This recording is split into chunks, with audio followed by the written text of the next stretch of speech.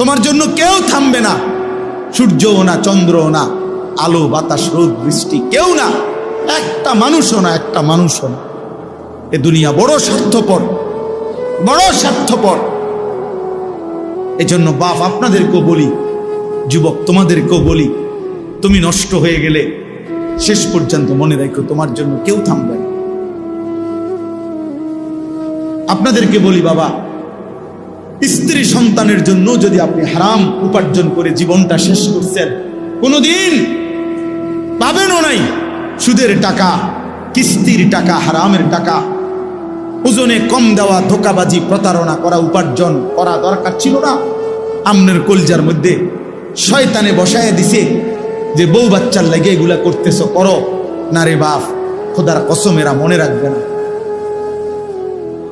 এরা মনে রাখবে না, এরা কোনোদিন বলবে না, এরা মনে রাখবে। দুপুর বেলা জানাজা হইছে, আসরের পরে জানাজা হইছে, কানছে 2 ঘন্টা 4 ঘন্টা, জি পুত নাতি নাতনি স্ত্রী সন্তান।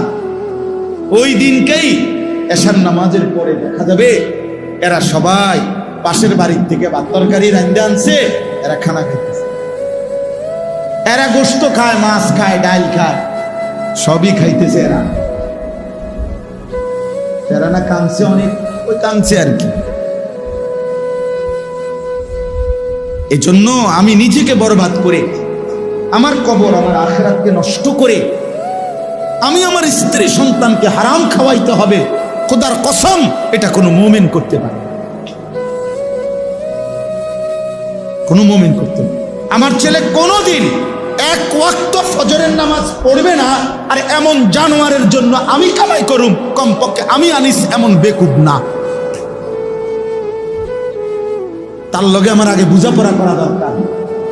তুই মুসলমানের বাচ্চা কিনা আগে এটা বল, তুই ইমানদারের সন্তান কিনা বল বেটা।